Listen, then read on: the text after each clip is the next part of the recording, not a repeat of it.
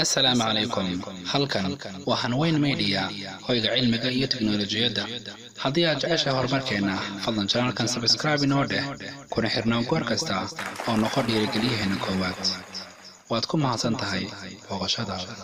السلام عليكم ورحمة الله وبركاته داودياشana qiimaha iyo qaayaha naga mid meel walba aad joogtaan waxaad ku soo dhawaataan muuqaal cusub muuqaalkan haduu Ilaahay idmo waxaan maanta ku baran doonaa qaabka muuqaal MP4 ah loogu bedelo maqal MP3 ah gaar ahaan marka aad muuqaal kala soo dagayso barta caanka ah ee youtube.com marka hore hadii aad ku cusubtahay channelka waxaan ka codsanaynaa inaad subscribe inoo saarto muuqaalkana aad like comment iyo share badan aad ka bixiso marka hore waxaad u baahan tahay inaad soo kiciso browserka aad ka isticmaasho internetka anigu waxaan isticmaalaa Google Chrome marka isaga ayaan kicinayaa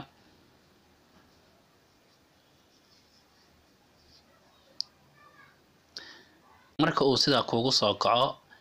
qaybta searching-ka waxaad ku qoraysaa youtube.com kadibna waxaad leedahay enter wuu shaqeynayaa dabcan marka uu shaqeeyo kadibna qaybtan youtube-ka gudihiisa ee searching-ka ayaad waxaad ku sii qoraysaa magaca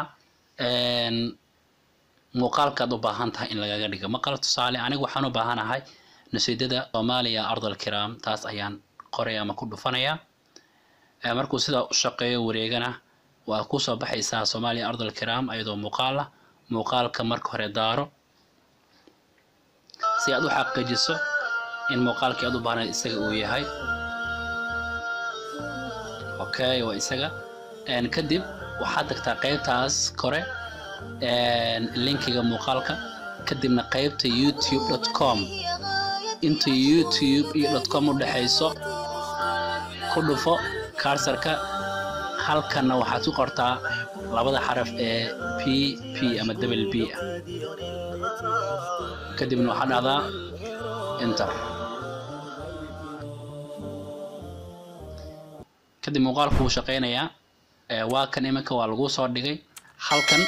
waa video hada u baahan in la degto dhawlan ayaa si toos ah u dhahaysa noociisa waa MP4 laakiin anigu ma baahna video waxaan u baahanahay video in lagu bedelo maqal marka waxaan ku dhufanayaa qaybtan MP3-ga ah waad aragtaa waa kan muuqaalkii wuxuu noqday mid oo MP3 ah size-kiisa ama cabirkiisana file-kan uu yahay 5.3 megabyte marka download ku dhufo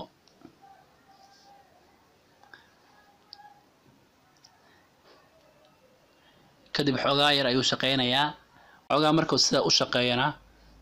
waxaa qaybta kale lagu soo saarayaa wax loo yaqaan download marka downloadkaas oo MP3 ah ku dhufo kadibna waxaad toos u bilaabanayso hawsha la degista maqalka oo aad u fudud software la'aana ku fulaysa marka sida shaqada kugu dhamaatana qaybtan ku dhufo kadibna waxaad u doorataa wax loo yaqaan show in folder okay dheh kadibna wuxuu ku geyn doonaa maqalkaagi si aad u hubiso maqalkii aad u baahneed inuu yahayna waa daari kartaa dabcan